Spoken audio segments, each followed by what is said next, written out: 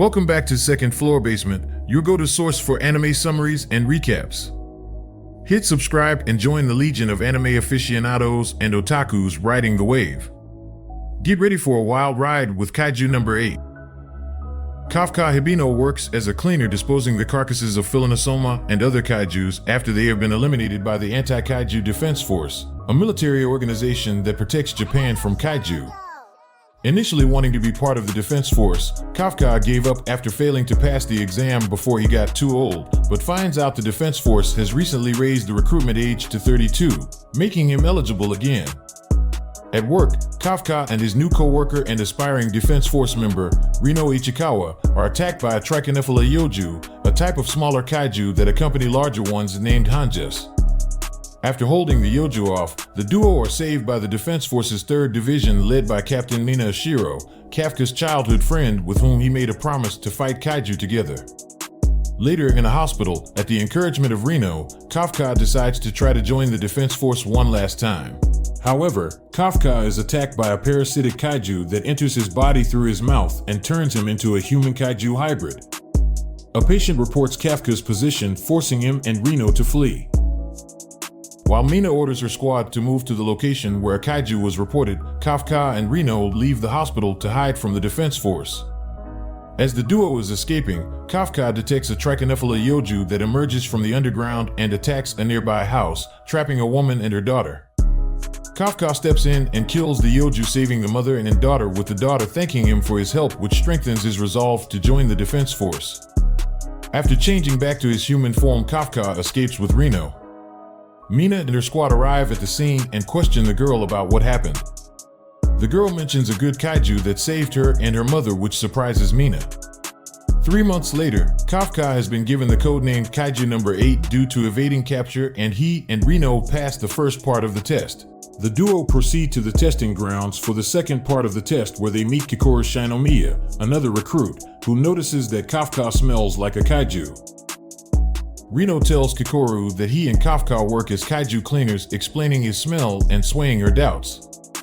Kafka and Reno begin the physical part of the test, which Kafka barely passes, and move on to the aptitude test. The proctor for the exam, the vice captain of the 3rd Division, Ashiro, explains that the recruits need to eliminate a large group of primigenius yoju led by a hanju and a training area.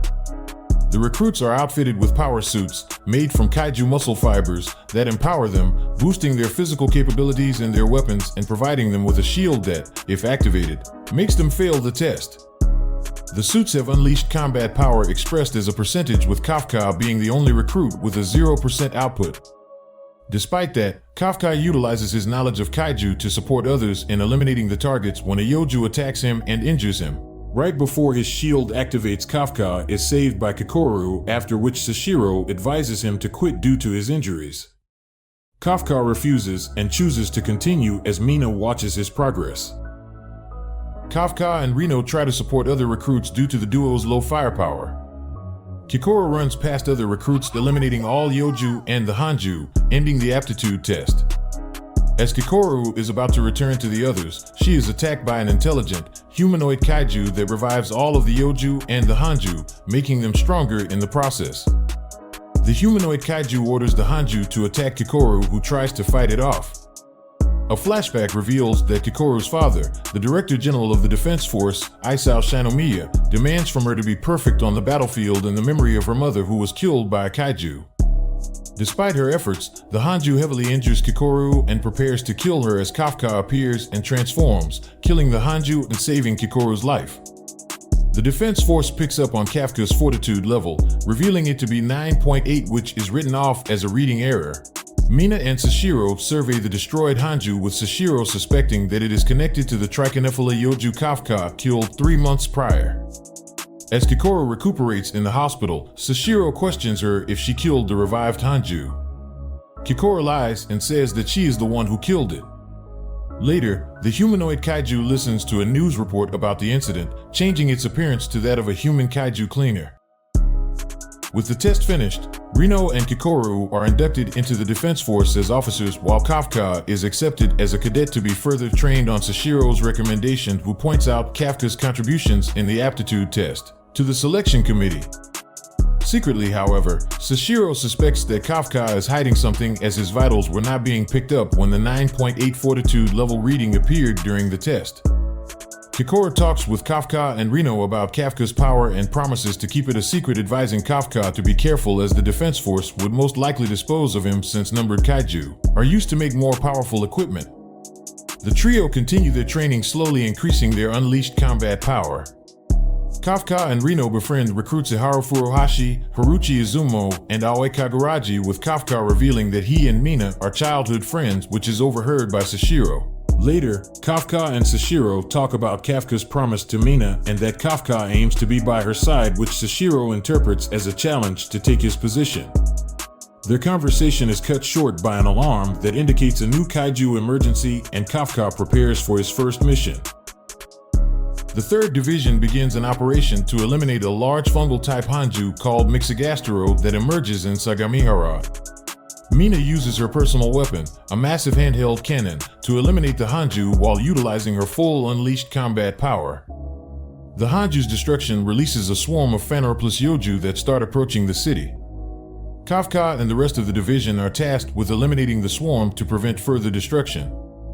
Kafka struggles to help in combat due to his low unleashed combat power, so he dissects a dead Yoju, finding its core and a set of reproductive organs that allow it to increase its numbers even after death. Ashiro thanks Kafka for his help, and the information is spread to other platoons. As Reno and Iharu eliminate Yoju in a part of the city, they encounter the humanoid kaiju that attacked Kikoru during the entrance exam in its human disguise, as it wonders how the defense force found out about the Yoju's anatomy. The humanoid kaiju attacks Reno and Iharu, severely injuring the latter. Reno tries to contact the rest of the 3rd Division, but the humanoid kaiju reveals that it formed a mimetic space that blocks communications and that allows it to remain hidden from the defense force. Reno and Iharu try to defeat it, but are easily dispatched. As the humanoid kaiju is about to kill the both of them, Kafka arrives and easily defeats it. However, a pair of 3rd Division officers appear, preventing Kafka from finishing off the humanoid, and it escapes. Kafka runs away from the area to hide in an alleyway, where he is found by Ashiro, who attacks him and accuses him of attacking Reno and Iharu. Ashiro removes the limiter from his suit so that he can use his full unleashed combat power, and informs the 3rd Division that he is neutralizing Kaiju number 8. Kafka tries to defend himself long enough to escape without hurting the vice captain. Ashiro locates Kafka's core and tries to destroy it, but Kafka successfully counters his attack, breaking the vice captain's sword, and escapes while avoiding detection. Ashiro informs Mina that he suspects that Kaiju number 8 might be a Daikaiju, a rare and powerful type of kaiju. The humanoid kaiju, now identified by the defense force as Kaiju number 9, kills a man and absorbs him, taking his appearance, and goes into hiding. With the mission over, Kafka and Kikoru visit Reno and Iharu, who are recovering in a hospital. The 3rd Division holds a party to celebrate their success and Reno and Iharu's recovery. Ashiro announces that Kafka is now officially part of the defense force due to his contributions in the mission, and is later promoted by Mina, who informs Kafka that this was done on Ashiro's recommendation. While Mina leaves the base to have a meeting at headquarters regarding number 9, Kafka visits Ashiro as the latter is training and thanks him for his trust.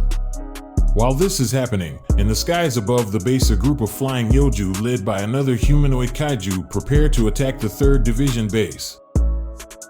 The group of flying kaiju land on the 3rd Division base and begin their assault. Ashiro leads the defense efforts as Mina is away at headquarters. Kafka identifies the kaiju as wyverns named Priondactyls and relays this information to Ashiro and the rest of the division, saying that they are usually solitary. Ashiro deduces that the wyverns put aside their pride and are banding together under a leader. The leader is identified as another intelligent, humanoid kaiju with a fortitude level of 8.3, classifying it as a Daikaiju. The humanoid attacks Ashiro as he is the strongest fighter on base. While this is happening, Reno, Iharu, Haruchi, and Aoi try to eliminate the other wyverns with the help of Kikoru, who was given an axe as a personal weapon made from the remains of a previously eliminated hanju.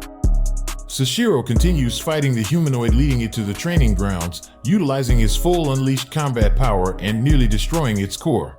However, the humanoid keeps its core intact and transforms, increasing its size and fortitude level to 9.0 as it prepares for further battle. Sashiro's battle against the humanoid continues, but his suit ceases the full output due to the strain it's causing on his body. During the battle, he recalls being told by his father and superiors to give up on joining the defense force since he cannot wield firearms well enough. To his surprise, Mina asked him to join her division because his skills might be useful against future smaller kaiju and because she cannot wield blades herself. Remembering the trust Mina showed him, Sashiro continues to fight despite the physical strain until the humanoid grabs a hold of him. Kafka attempts to transform to save him, but with the timely return of Mina and with Kikoru's help, the 3rd Division subdue the kaiju. The division's celebration is cut short when they notice that the rest of the Wyvern kaiju gathered themselves into a bomb capable of devastating the entire city. Left with no choice, Kafka transforms into his kaiju form in front of everyone, leaps to intercept the bomb, punches it to a higher altitude for it to explode far away from the city. As the dust clears, Mina and the rest of the division gather around Kafka to detain him. The top brass of the defense force, led by Isao Shanomiya, ordered the 3rd Division to hand over Kafka to headquarters in the Ariake Maritime Base, his transport being overseen by the Deputy Director of the Defense Force, Keiji Itami. While detained, Kafka is informed by Mina that she and the rest of the 3rd Division do not see him as an enemy and will do everything they can to help him avoid disposal. Mina affirms Kafka's desire to be by her side, saying that she waits for his return. Reno, Iharu, Haruchi, and Aoi are set to be transferred to other divisions for further training while the 3rd Division base is rebuilt after its destruction by the other humanoid kaiju, now identified as Kaiju number 10. Kikoru talks with her father about sparing Kafka's life as he saved her during the aptitude test. Isao, however, shows her an x-ray of Kafka's chest, saying that his heart is now a kaiju core and insisting that he is no longer human. Still, Kikoru vouches for Kafka's humanity. Afterwards, Isao fights Kafka in a containment cell to dispose of him. Kafka tries to avoid using his kaiju form to prove his humanity, but senses a great power emanating from Isao's suit and realizes that Isao is wearing a numbers weapon. A more powerful defense force suit made from defeated numbered kaiju is made from the remains of kaiju number 2. Before Isao deals the death blow, Kafka fully transforms and fights back. However, deep in Kafka's subconscious, the mysterious kaiju that infected him gains control of his body and directs him to rush towards Isao as Kikoru watches on in horror. The fight between Kafka and Isao continues as Keiji notices that Isao seems to be testing Kafka rather than trying to kill him. Kikoru realizes that her words got through to her father. Kafka becomes more powerful, increases in size, and overwhelms Isao. In Kafka's subconscious, the mysterious kaiju devours him and he falls into an abyss. As Kafka is about to deal the death blow, a mental image of Mina grabs his hand and says that she will always wait for him, which causes Kafka to strike his own core, preventing himself from killing Isao. Kafka collapses and is taken by medics to be taken care of. The rest of the 3rd Division remember Kafka's contributions and hope for his return, while Mina is called to headquarters to provide information on Kafka as an officer. She praises his efforts and speaks positively about his character, recalling the time he comforted her when they were younger. Isao visits Kafka and explains that he decided to keep him alive as an asset for the defense force, but that the rest of the top brass still see him as a kaiju and that they want him dead. He tells Kafka to prove his worth, calling him by his name. Kafka states he will prove himself as an officer. The 3rd Division receive news that Kafka's disposal has been deferred.